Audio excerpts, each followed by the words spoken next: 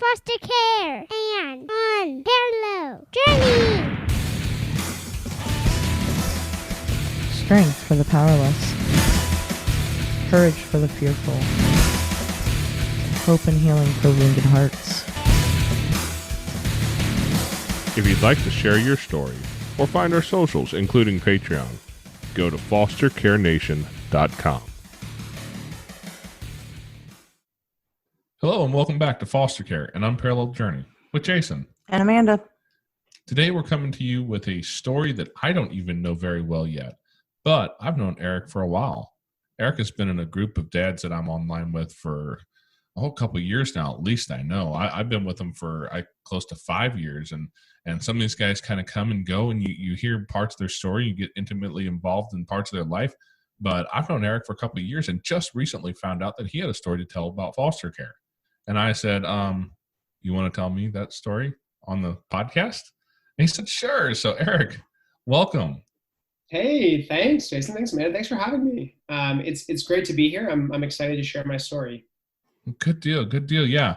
Everybody we know who has a foster care story is a unique story by far.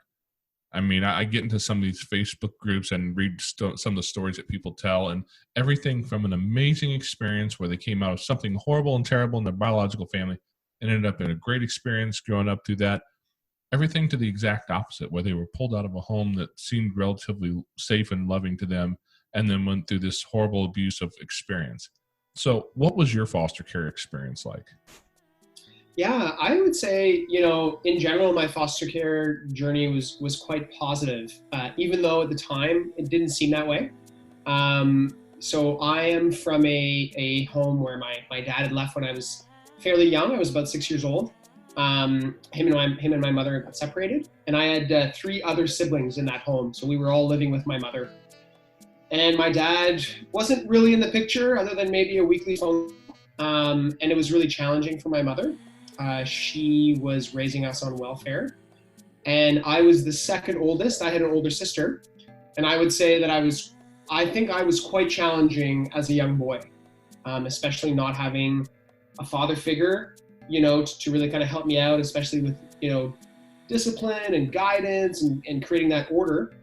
So, I would say probably about after 3 or 4 years of, a fairly dysfunctional household with my mom trying to raise 4 kids and me getting older and bigger and stronger and more rambunctious and more aggressive, etc. It's my dad finally had, was kind of at his wit's end, and he had ended up calling the authorities. This was after a couple years of not really knowing how to handle the situation. So at that point, I was 10 or 11 years old. The authorities took me away and brought me here in Canada. What our social services is the Children's Aid Society. I don't know if you guys know that in the States, but essentially it's our kind of social services. So I was put into a what we call a holding foster home for a short period of time while they kind of figured out what to do with me over the long term. So at that point, it was fairly clear that my mother could no longer really, deal with me, discipline me, while continuing to raise my brothers and sisters. My dad wasn't really able to come back in the picture at the time. So I was placed in a home with 2 foster parents. They had 2 children, and then there was also 2 other foster children in that home. It was a very healthy family environment. It's something that I had never experienced before. I think when my dad had left, there was kind of a part of me missing, if you will, that I don't know that I ever got back, to be honest. But during my time in foster care, there was a lot of discipline that I think was very healthy for me. I was there for three and a half years. And I think that is where I learned about boundaries the most. I never really had boundaries in my life beforehand, but my foster family, the parents were able to create boundaries for me that were fairly strict, which again, in the moment is not always fun. especially as a young boy. But I think now as an adult, I understand the importance of it, and I'm really, really grateful for, you know, the resilience that they had with me as a young boy. So yeah, you know, I would say all in all, I had quite a positive fostering journey that really taught me a lot about becoming a young man. You know, like I said, I spent my time from about 10 and a half to 14 in that home, which was really this big transition of age around that time. And they were this massive, you know, influence, and they had this big impact on my life, which was kind of great. That's really awesome. How did that feel though, you going into foster care and your siblings staying at home? I would say it was very isolating. You know, at the time when I was that age, I think it had confirmed a lot of things a lot of thoughts that I had about myself as a young boy, which was, you know, I am the bad apple. You know, I am a bad kid. I don't belong here. I'm, you know, screwing up my family. I think, you know, as this was all happening, I think there was a lot of that kind of, there was a lot of affirmations around that I was experiencing. And I think that's something that I'm still dealing with today. But I think at the moment, that is really how I felt. You know, I say this a lot, but I was in this loving home. You know, I had my family. My mom was trying to be really involved. I had a lot of friends in school, and at that age, I had never felt so alone. And it was scary. You know, it was scary for an 11-year-old boy to be put in a situation and not really know what was next. You know, I had a lot of fear. I didn't know what was going to happen for the rest of my life. And I think it felt like the safety net had disappeared. I think in the moment that's kind of the feeling that I had lost my family. Wow. That's an important age to have your family too. Yeah, absolutely. And I think, like I said, I think it affected me. You know, it still affects me in a lot of the decisions that I make today. As you know, I'm 35 years old now, and I still take a lot of those lessons in. You know, because I felt so alone, you know, I became fiercely independent. You know, there was days when I would leave my foster home and I wouldn't come back till my foster father had to come and find me somewhere. Because I was just like, I'm just going to do it on my own here. You know, I would go and bike to the beach and I'd, you know, kind of like just hang out outside of the home, because I was kind of training to become fiercely independent, because in the time it felt like a way to protect myself. It felt like I needed these skills to survive. And at that age, I didn't realize what my foster family was doing for me. You know, now as an adult, I see it, especially being a father myself. You know, I see the challenges that I created, and again, like the resilience, the love that they had for me. How hard it must have been to create this environment where, you know, there was this loving discipline where I felt like part of the family, even though I was the one that was always kind of keeping them at arm's length, because I didn't want to feel abandoned again. This feeling that I had experienced with my family, I never wanted to feel that again. And so I thought that as a way to shield myself from that pain again, it was to become independent. It was to need no one. I wanted to get to a point where I didn't need anyone. You know, and that served me for a long time. You know, looking back, it's, you know, I don't know that it's healthy to live that way. I see that now. I'm working. It's very hard for me to do things like ask for help. And, but I realized that independence served me for a while. It was a survival mechanism, if you will. And I don't know that it serves me anymore. But I can see what that little boy was doing at the time. what I was doing. You know, I've noticed that a lot of the things in our life are the belief systems that we build as kids that we take into adulthood. How has that really manifested in your life now? And I guess, because it sounds like you've come to a decent realization about that. How did you realize that and start to walk out of that into a space where you can make more healthy decisions?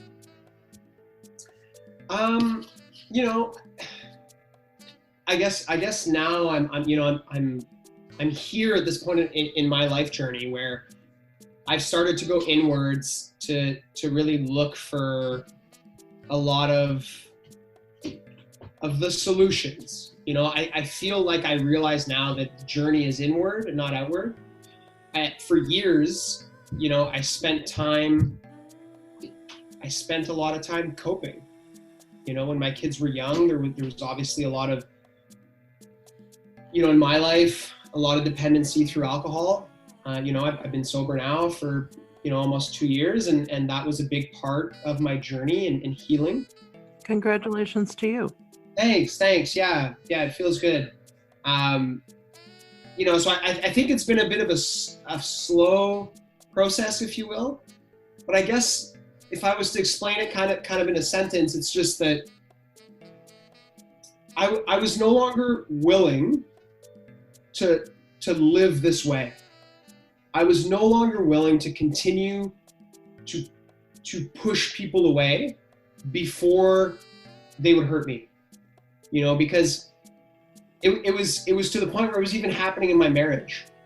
You know, where I had this belief within me that I was unlovable. You know, I still had that belief of that 11-year-old boy that I was bad. I could not be loved. And, you know, I've been with my wife about 16 years now, and she stuck through it. She pushed, you know, and I remember times where she would just tell me, I don't know how to love you, you know, because I don't know that I was letting her in, because I had so much fear that she would leave me, that she would confirm the feeling that I still had within me, which was, I am unlovable. I am bad. I will never be able to receive someone's love because I'm not worthy of it. What an insightful wife to be able to say it in that way. Yeah, you know, and I think we look back and, you know, I'm ever grateful for the fact that she stuck around through all the stuff I had a part in putting her through. Our marriage now is better than ever. I think in part because we had made it through that.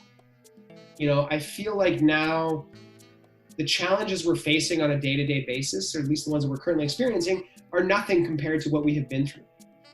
And I think at the same time, we might face challenges that we can't even imagine. But just knowing that together we can make it through it, and that, you know, for me, it's really affirming that she stuck around and she continues to make me realize and help me realize that I am lovable, that I am worth something. But I think in short, you know, Jason, to answer your question, I was no longer willing to live with the story or the belief that I was living with. I was no longer willing to believe that story. It wasn't serving me. It was to the point where it was causing me pain, and I was starting to be aware of it. You know, I didn't have a lot of friends. I didn't really allow myself to open up to people. I would often be the life of the party, and, you know, I was, you know, running different teams in my career and things like that. And there was a lot of, I think, admiration. I was constantly hearing a lot of admiration, but inside there was this deep emptiness, this deep loneliness. And I knew that it was something within me that I had to deal with, that I could no longer look for an external solution to what was inside me. So I think that was kind of like, that was the catalyst for this journey of self-discovery and personal growth for me. Wow. I know a lot of people get to that point of, I don't want to live this way anymore, but it's not many people who seem to find the way to walk through that in a healthy way. So where did you find like the wherewithal to find a positive way to cope with all this and build on it, rather than than staying in those negative coping mechanisms? Yeah, that's a great question, Jason. Even as you're asking that question, I'm kind of reflecting, and I think, we always say that like kids are the best teacher, right? Like, so I have 2 young children. My son, he turned 5 last December, and my daughter's 3. And I think about, just about the time when I kind of quit drinking and really kind of started to get my life together. My son was, just about to turn 4, which I think in my life was the time when I had kind of started to lose my father, when my father had kind of left. And I don't know if maybe unconsciously this was happening, or maybe I was even conscious of it, but I think about it now, and I think that something is there. The fact that I see my son, and I often see myself as a young boy in him. And I say this a lot, but like, I want to break the cycle. I don't want my son to experience the type of pain that I went through. I'm not so oblivious that I understand my son will experience pain, right? He will have his own form of issue and trauma, etc. But if I can do something so that he doesn't experience the childhood that I had, I think that's something worth living for. And I think maybe that is why I had decided one day to just do something about it, because it was bigger than me. It was no longer about me. At the time when this all happened, my wife and I were talking about divorce. That was a legitimate thing. We were, I was looking for places to live outside of the home, and these were some real conversations that we were having. And I think one day I just decided I can't do this. Like, no one will ever break this, and it's possible that Francis, my son, he will go through the same life that I went through. And I have to stop this for him. So I think when it became bigger than myself, and even now, it is bigger than me, right? It is bigger than only healing myself. I am healing myself to serve others, and I hope that I can share my journey and kind of share what I went through, even to just shed a little bit of light for someone else. Not only my kids, but hey, maybe people I talk to at the park, maybe anyone, you know what I mean? Because I hope that nobody experiences what I experienced, even though, like I said, I know people are, but it's like, what difference can I make while I'm here, on this planet? And I think that is what keeps me going. I think that is why I don't turn back to drinking. That is why I try to become a better father, a better friend, a better son, a better brother. Because I understand now that I have the opportunity to affect others. You know what I mean? Where I never thought that before. I thought it benefited others if I stayed out of the way, if I didn't cause them problems, if I stayed quiet and didn't cause pain. And what I realized is I was hiding a fire or potential in myself to shape the world in a more positive image. Doesn't happen every day. Sometimes I'm still that guy yelling, and it's part of life. But I guess, I would say that is my North Star now. It's to take what is within me and offer some value to others. So yeah, it's bigger than me, I would say. That's quite a lesson to take out of your experience in foster care. Yeah, I absolutely agree, Jason. I think, and I firmly believe that we all have these gifts. Call it the universe, faith, whatever you want to call it, but we were put here for a reason, and I don't know that the reason. I mean, life is suffering, right? That's kind of the old Buddhist saying, but we have an opportunity to make a difference. And I even say it to my kids, but my kids are very, very social. So when we walk, they're constantly saying hi to everybody they walk by, and because I really want to instill in them that even when you're walking by somebody, just by looking at them and saying hello and smiling, you could create a massive difference, right? We don't know what is going on in that person's life, but just walking by somebody, saying hi, smiling, have a good day, this can impact the person. But we often think that we have to have these massive impacts in order to make a difference. But it's a ripple effect, right? It's like when you throw a small stone in the water, the ripple effect just spreads. And I think it's really important to see the actions that we have, in that way. We have the opportunity to impact others in a positive way with just such simple actions.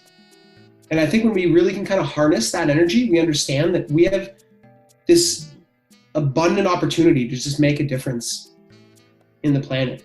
I don't know. Hearing this whole time, I thought it was just because all Canadians were nice. Maybe it is the country I live in. I don't know. I don't know. I just feel like, I don't know, maybe it sounds a little woo-woo, but I just firmly believe it, and trust me, I was on the other side of the spectrum. None of this mattered. I remember days when it was probably a couple years where I was just constantly angry. You know what I mean? And I feel like I had to let that go in order to really understand that I can impact people in a positive way.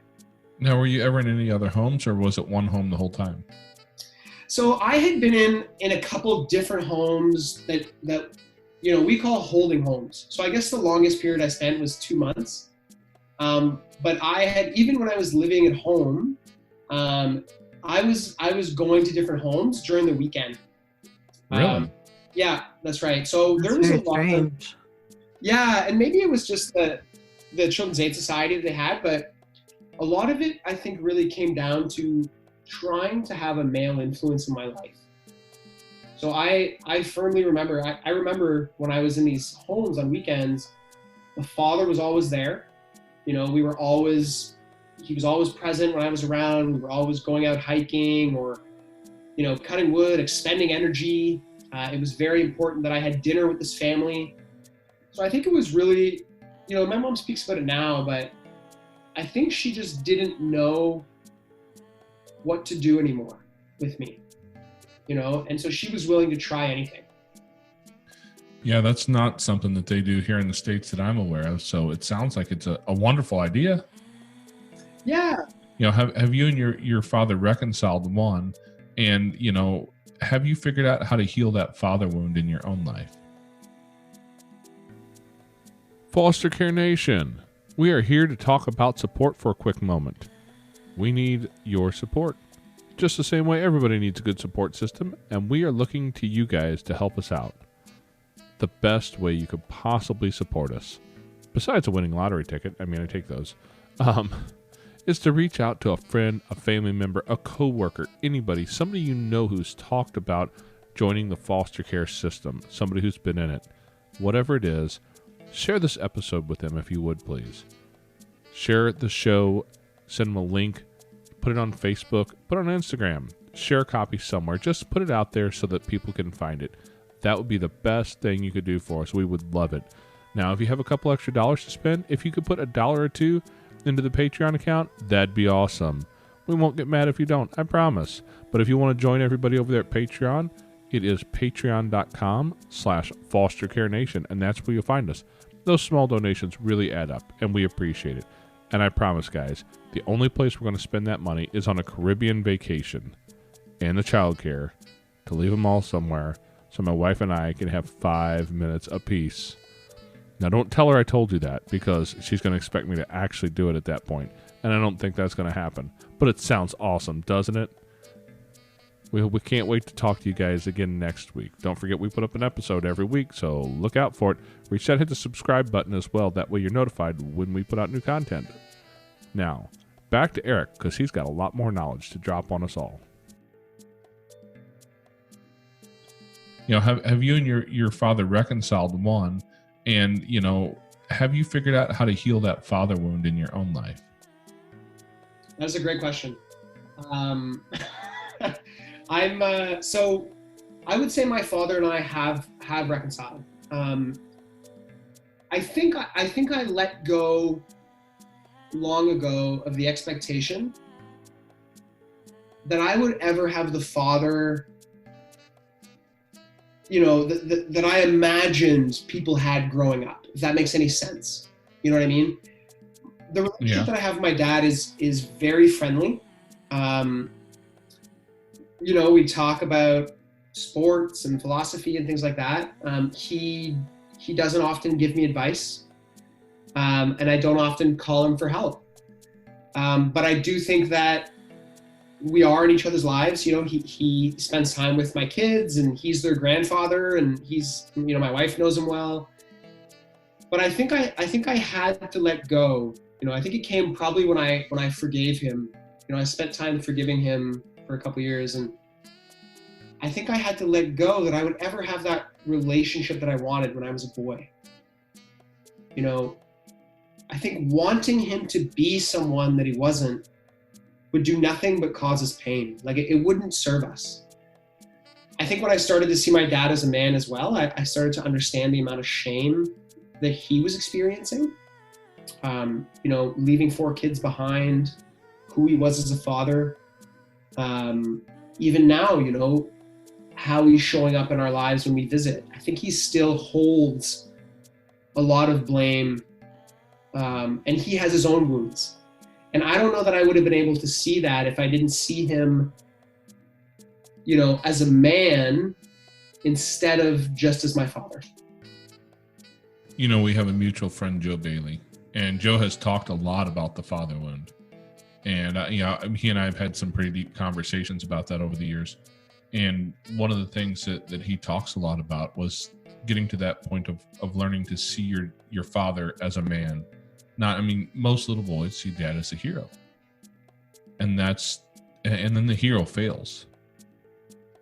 And that's where a lot of those wounds come from. And whether that's a major failing like what happened to you at a young age, or even a smaller failing, there are those things that become a father wound down the road. And so we all have some small piece of it somewhere, but some people have it more deeply than others.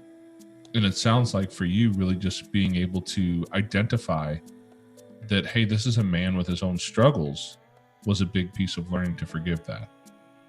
Yeah, absolutely. And Jason, I think I'm still in the process of healing that wound. I spoke about this recently with a mutual friend of ours, actually, Dan Zahner, and I talked about how I never really grieved the loss of my father, and somebody said this to me one time, and it really hit me. But the hardest thing to do is to grieve somebody who's still alive, and it really spoke to me. And I don't know that. It's funny. I'm sorry. I'm getting a little bit emotional here. Funny enough, I visited my father yesterday. My wife and I went to visit him. And when we left, my wife always checks in. She's very supportive. How was that? How did you feel? Things like that. And I realized that I still have attachments to where I want our relationship to go. And maybe the wrong way to say, I haven't given up on him yet. And I don't know if that's healthy or not. I think I still want him to fill some of the pain that I have, to heal some of that with me. And I think it would benefit me to let that go. But I'm not sure, and I think that's right now.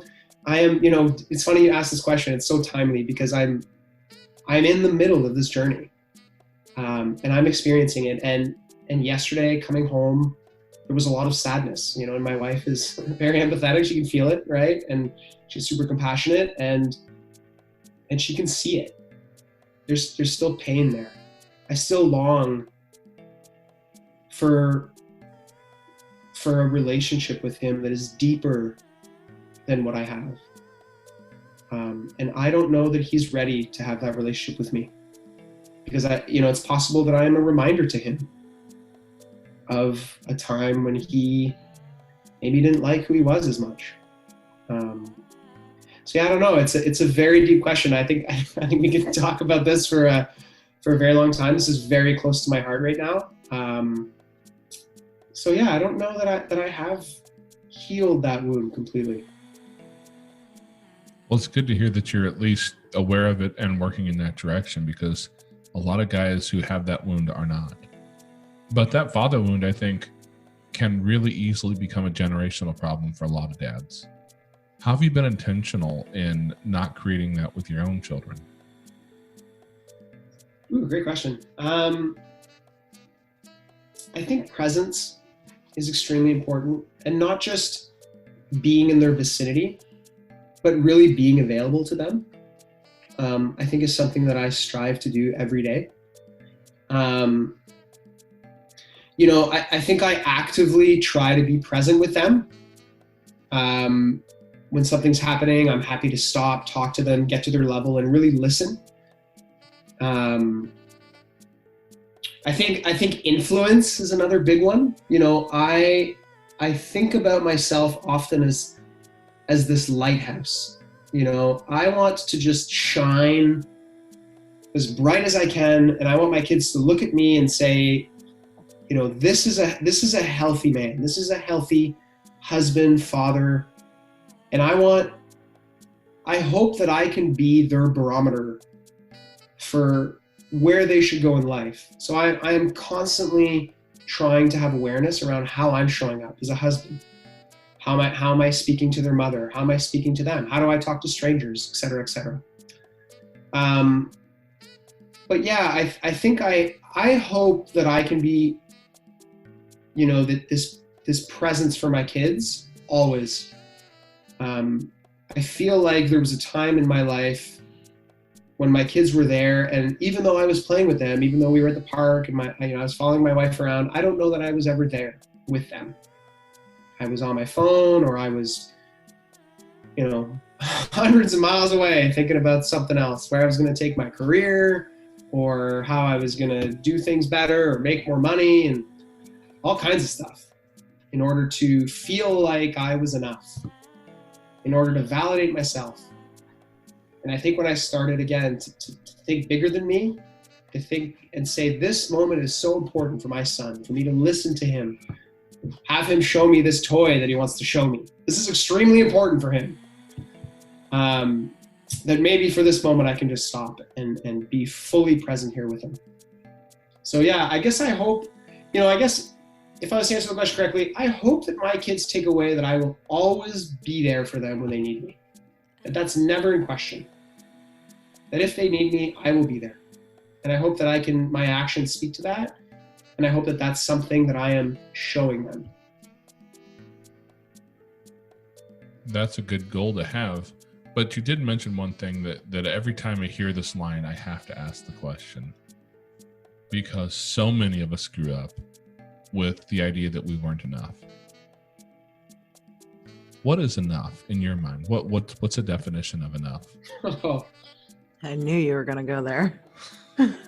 I may have asked her this question. My wife had her own story growing up, right? She had a difficult childhood as well, and we've had a lot of these conversations.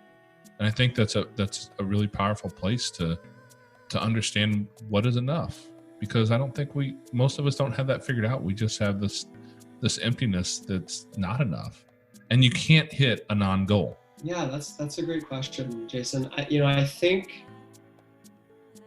so. The way I explain it now, I guess, the way that I kind of understand it is logically, I understand that I am enough. Logically, right now, I understand I am a good father. I am a supportive husband. I try to help my community. So logically, if I was looking at myself but as a friend, I would say that person's amazing. What an amazing friend. What an amazing person this man is that I see, all these amazing things that he's doing. But I think I use this term, am I enough, to explain the fact that I think I'm looking outwardly, again, to heal something inwardly, if that makes any sense. And as long as the bar is always out of reach, I will have some purpose to strive for. And as I say this, it's clearly that I'm just a hamster in a wheel, obviously. It's the first analogy that comes to mind. Like it never, as soon as I do the thing I want to do, the bar is a little bit higher. And I think it's more about, it's funny. I heard this saying, and it really stuck with me. And I might butcher it here, but it's an old Stoic saying. But there's two ways to find happiness. You either go out and get the things that make you happy, or you learn to be happy with the things that you have. And I think that really speaks to me because I often strive for this bar, and it's always out of reach. And then I think in my most maybe enlightened moments, I understand that I have control of where I want to put that bar. So it's me that's always putting it out of reach. It's me that's always moving it out of reach, within my own mind, within my own body, within myself. So I guess I want to get to a place where I deeply understand that there is no bar. That, that it's just living. That I don't have to continue to raise the bar to have value. That I am perfect exactly the way that I am, struggling, learning, growing. And then that bar that I keep setting for myself, and then when I attain it, I move it higher, and then I attain that, and I move it higher and higher and higher. That is just all about deep self-acceptance. So I guess I want to be the person that starts to find happiness with what I have, instead of trying to go out and get what makes me happy. I don't know if you're familiar with Jordan Peterson, but he talks about the stories in life that are archetypal, and meaning that this story has been told by humans for millennia in different ways and shapes and all across the world. And this is one of those stories that I've seen it in the little bit of Buddhism that I've looked for, right? That you're always striving for something bigger, but you have to be content in where you're at and not be attached to the outcome. If you go back to Christian theology, you'll find, don't yell at me too loud. I think it was Apostle Paul, but I don't really know. I forget who it was who said it, but he said something along the lines of, I've learned to be content whether I have much or whether I have little, whether I have my freedom or I'm in jail. And these are stories that I think we've, as a race, humanity has faced this challenge for millennia, in learning to understand that our struggles really aren't to achieve a specific thing. It's to learn how to live within a struggle. If the tightrope wasn't tight, you couldn't walk on it. You need some of that tension in your life to be able to have a meaningful life, but it doesn't mean you can't be content in your struggle. And I wish I could say that I've learned all that experientially and I've gotten there, right? But the truth is that I don't think it has anything at all to do with getting there. It's just learning to accept your imperfections and walk in that struggle. And so that's always been a challenge for myself as well. And I think all of us probably struggle with that one. No, I'm perfect. And I'm not going to argue. Well said. No, you're not. I sleep way too deep to argue with her on that one. I wouldn't know what was happening. It's so funny. We teach our kids just that word, right? So like sometimes I'm like, it's perfect, but now they know nothing is perfect. And so they always say that, they always correct me, and I'm like, oh, that's so perfect. And they're like, no, nothing is perfect. So now we've learned them that sometimes people use that word to explain something. And anyways, my kids are just constantly correcting me. They are the best teachers, like I said. They're reminding me every day how wrong I am. Oh, and that they will. They will point it out every chance they get. But our children have taught us so many lessons in life. And Jason mentioned it before. My upbringing was not the greatest. And I think that's what has led us down the journey of taking care of children, is because I didn't want any other kids to feel the way I felt. I didn't want them to feel, I never wanted my children to feel unloved. I didn't want them to go to bed questioning, does mom or dad really love us? Are they going to be there the next day? Am I going to wake up to an empty house or the next drug deal gone bad? We never wanted that for our children. And, I struggle with a lot of things that you're talking about. And it sounds like that's what you're really doing is, you're making a difference and you're creating for your children what you didn't have. Yeah, absolutely. Thanks, man. That's great for you to say. And listen, I really want to honor what you both are doing with this podcast, with this movement, and really in your lives, because it's funny. It's not something I didn't talk about my foster journey a lot when I was young, and I think you're allowing people to really have a voice. I felt very isolated, to say that I was a person who grew up in foster care. It's not something I talked about. I didn't want people to think about me a certain way. But I think that there is a lot of children, a lot of people that this is part of their story, fostering, adoption, abuse, trauma. And I think we need to start having these conversations. I think we need to really create safe spaces to allow people to communicate their stories, because that's where healing happens. I had the space from friends and family who allowed me to speak about my story, and I needed that for my own healing. So I really just want to honor what you guys are doing, because I think you're creating a lot of awareness around something that, for me felt for years like it was something that I had to sweep under the rug and not talk about. Absolutely. For a long time I felt very ashamed. And that led to the stigma that, it's wrong, it's bad, and, I'm a bad person for experiencing that. And the thing is I'm not a bad person. I have a lot of good to give. And I think that's what we're trying to do is find a way to give that good. Trying to take the shame and guilt away from being a victim in a lot of situations, and I appreciate the kind words you have to say about us. This is something though that from Amanda and I both sets our soul on fire. It was something that we came to a little over a decade ago and said, this feels right. We need to do this.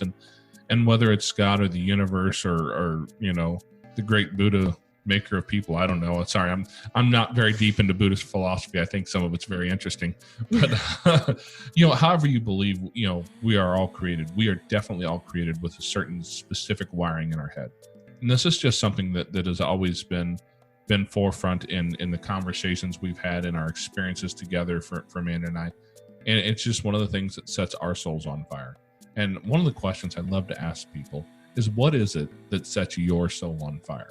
Like if you had to change a world in a certain way, what lights you up and sets your soul on fire and makes you want to go burn down whatever bridges or barriers there are to a certain thing out there in this world? Wow, that's great. That's a great question, isn't it? I think right now, what's really speaking to me is helping men not feel shame around their masculinity. That's something that really speaks to me. I think there's a lot of confusion right now, even about that word, masculinity, what it means. I think we all have been raised with different ideas, have experienced and seen different aspects of masculinity. So I think a lot of the work that I've been doing lately has been to really try to educate, teach, make men aware, learn even, about healthy masculinity and the importance of it. I would say that in this day and age, there is not a lot, we don't see a lot of good men being portrayed in the media, et cetera, et cetera. And I go down this rabbit hole, but I think there is a lot of good men on this planet.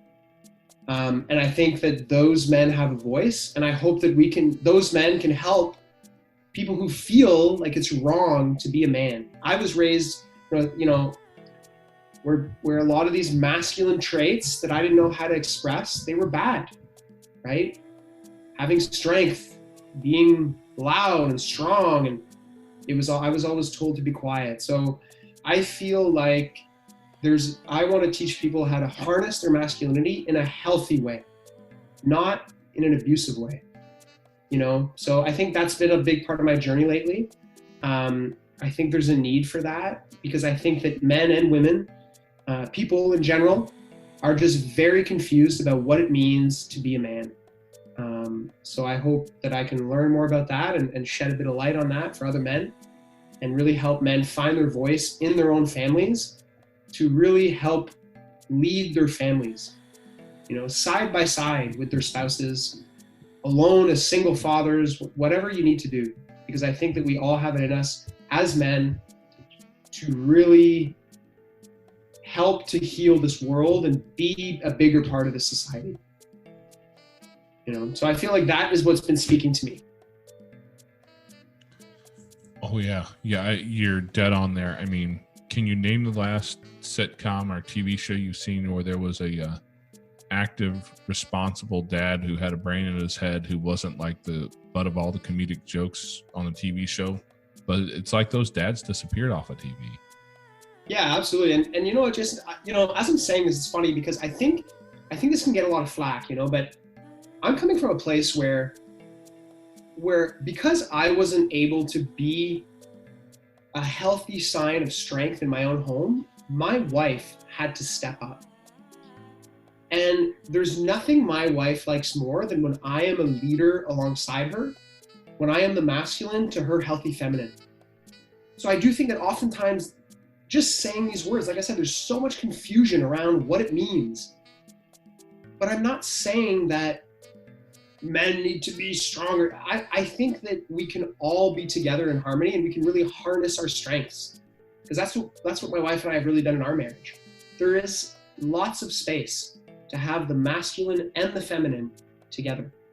But I do think that for years, women had to step up because men didn't know how to really stand in their place. So it was natural for women, again, like I said, it happened in my own marriage. My wife didn't have a choice except to take a lot of the responsibilities on. I was a drunk father, who was scared. I was still a young boy, a little boy that couldn't deal with it. So I think finding my own masculinity and lending strength to my wife's calm, loving kind of leadership really allowed us to raise our kids together as a team. So yeah, I guess, again, even as I'm saying this, I can understand that this can often raise people's eyebrows, because I do think that people do see men as a threat. We have abused power. I won't disagree there. I mean, all you have to do is turn on Facebook or one of the news channels, and you can quickly see a place where there's a story about a man abusing power. And toxic masculinity was something that has been in the media quite a bit of late. And my question is usually, rather than talking about how horrible toxic masculinity is, I'm not disagreeing with that at all, but can we also talk about the benefit of positive masculinity? Learning to be a servant leader. One of those archetypal stories that I heard Jordan Peterson talk about, that men have the ability to either be the tyrant or the good king. And someday it will be just Amanda and I here, unless she keeps collecting kids. Then I may die with an infant in the house. I don't know. It's a possibility. But I mean, the end goal is we're all going to be empty nesters. And I've seen so many men get to that place, and they're living with a woman they don't know and they don't particularly care for. And they end up divorced after that and miserable. And I think the Buddhist saying that I'd heard, you made mention of it earlier, is that, life is suffering. But the twist I heard put on it is it's true, life is suffering. It's a lot of suffering, punctuated by brief moments of happiness. So you damn well better find some meaning in the middle of all that suffering. And I think that's what I've found for meaning in the middle of mine is what I can do to provide that legacy going forward. And it sounds like you figured that out. Did you pick that up for any particular foster homes or any parents that you foster parents you met over the years? Is that something that you've kind of developed on your own over the years? Yeah, I would say it kind of came over time. I think in my journey, I have been obsessively trying to replace the father in my life, So I've, wherever I worked, I looked for mentors. In all my groups that I go to, I try to find father figures. My therapist is a man. I need to have a male therapist because I'm constantly looking for that older, male figure bond, that father bond, if you will. And I think over time, it was kind of like I was just kind of learning from all of them, and kind of retaining what I could from each of them. So yeah, I feel like that is kind of where my mindset was and still is. That I think that we all have things to offer, and if we can try to take what is best, what we think is best in everyone, and try to see if it fits in our lives, I think it's important to kind of think about it that way. Because sometimes somebody's using a tool in an amazing way, and we just don't have a need for that tool right now, But that's kind of what I say all the time. It sounds silly, but like, make sure that when you're out there and you're gaining this knowledge, sometimes it's very important to know whether or not that can serve you now. Because you might be, following in this person's footsteps, or this person is suggesting something, following their footsteps, and realize quite far down that road that this was kind of the wrong road to take. So I think over time and over those failures, over taking a lot of wrong roads in my life, I think I finally started to really see what my personal values are, and really understanding like, okay, for me, these are the types of roads that I typically go down that serve me, that there's a lot of growth there, that I can service others, etc. And I think you talked about mindset, that idea of growth mindset instead of fixed mindset. I think you really have to fail forward in this life. Coming back to all these sayings, right? Life is suffering, etc. I think it takes courage to do something that you're not sure of the outcome. That takes a lot of courage, I say it all the time, but it's even in my own marriage, sometimes my wife is not in a very happy mood, and it takes me a lot of courage to say, is everything okay? Like, is there something you want to talk about? Because I don't know what could happen. You mentioned something that I wanted to go back to real quick. You mentioned, having a male therapist, and I think just the therapist idea in general, Amanda and I lost a child a few years ago. I lost my dad. Amanda's had her own bucket of trauma throughout her life. We all come to life with this trauma.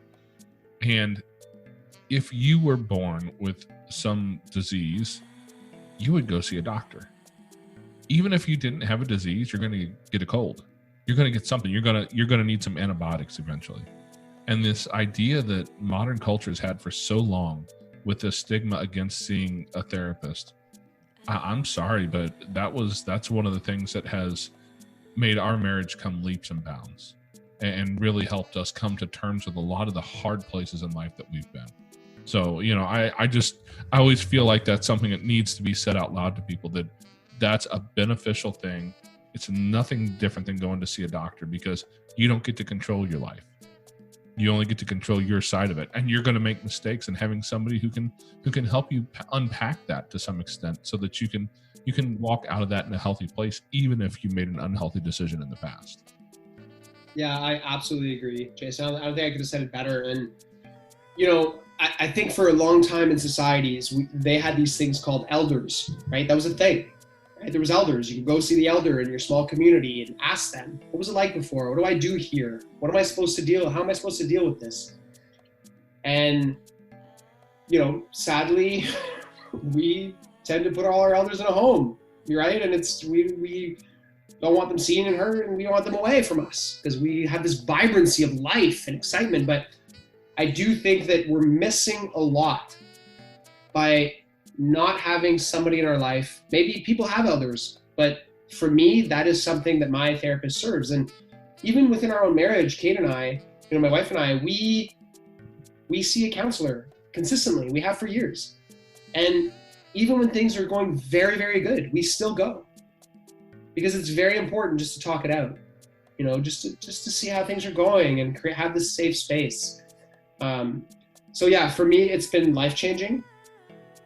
It was very, very important to me. And I will say, I had that stigma in the beginning. It was very, very hard for me to go.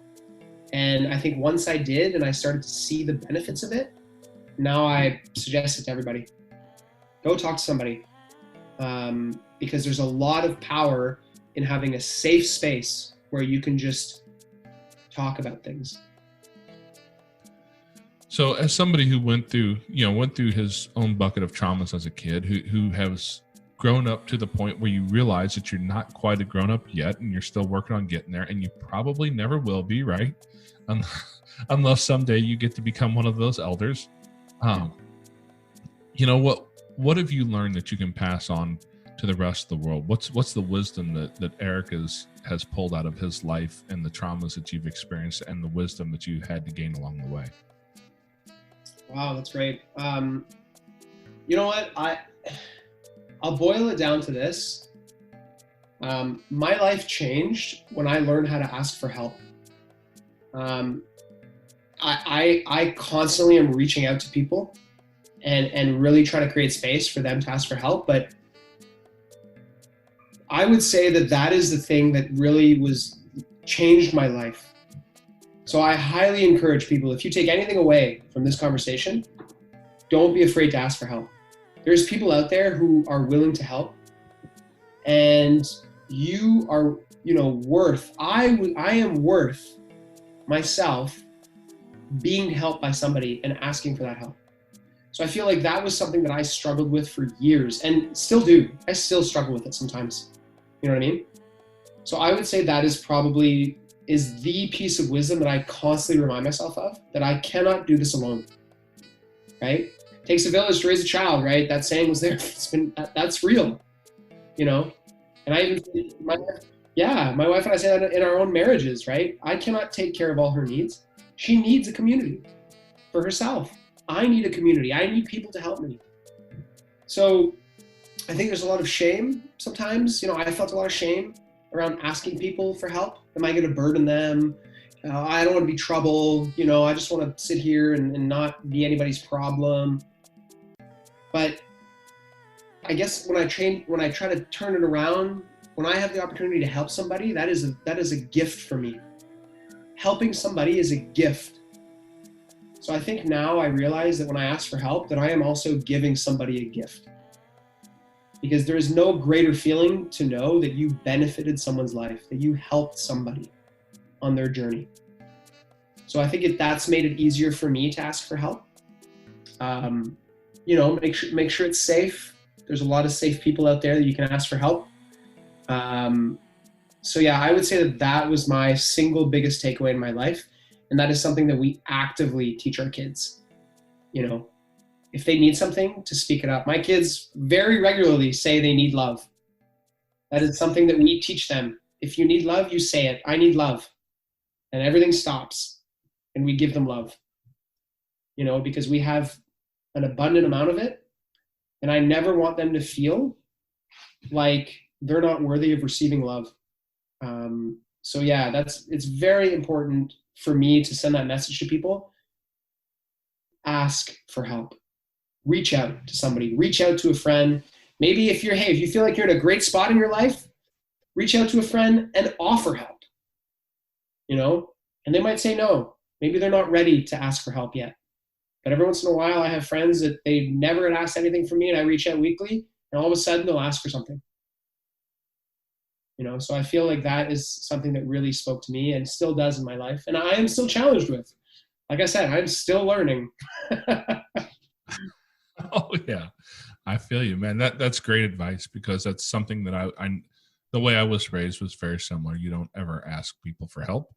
That's admitting weakness, and you don't want to be the weak one, and blah blah, and all that silly machismo stuff that came out of my generation's parents, out of that era and before. And the truth is that we are a community, whether you want to be part of it or not. You actually are. And it's, are you going to help the people around you? You're going to build that community up and let them help you? Or are you going to try and be that lone wolf that never survives on his own? Absolutely. All right, Eric. Well, it's been great talking to you today. I mean, I've known you for how long have I known you now? I'm trying to almost 2 years, I would say. Yeah. How long have you been in the dad's group? Just about that, since I guess February 2019. Okay, yeah, so about 2 years now. And So yeah, I didn't know until recently that was even a part of your story with the foster care, and such an interesting story it is. Understanding the Canadian system is definitely different than the U.S. system. Yeah. We have our own bucket of strangeness here. As do we. Oh, I'm sure. But yeah, no, I really appreciate you being willing to come on here, not only share your story, but not just the story of where you came from and the struggles, but the story of how you've walked through that, and then out the other side to where you're building something now. Thanks. You're building a family, you're building a community, you're building a life that really matters, and helping people along the way, not just sitting in your own quiet place ashamed of where you came from. That's such a beneficial thing that most men never get to that point. No, it's a story of hope. Yeah, thanks. And I definitely see it that way too. And hey, listen, this was a real gift to be able to share this. So I appreciate you guys as well, reaching out to me and having this conversation with me, because I think you also raised a lot of new opportunities for me to learn here, right? Even insight about myself that kind of came out during this conversation that you guys helped me with. So this was a real gift for me. So I appreciate the both of you for allowing me to come on here. No, thank you very much. Eric's story exemplifies building beauty from our own brokenness. If you'd like to hear more stories like this, we put out an episode every week, so hit the subscribe or follow button so that you can be notified whenever new episodes are available. Look us up on Facebook. The links will all be in the show notes, and we'll see you next week. If you have a story that you'd like to share with us, you can reach us at fostercareuj@gmail.com.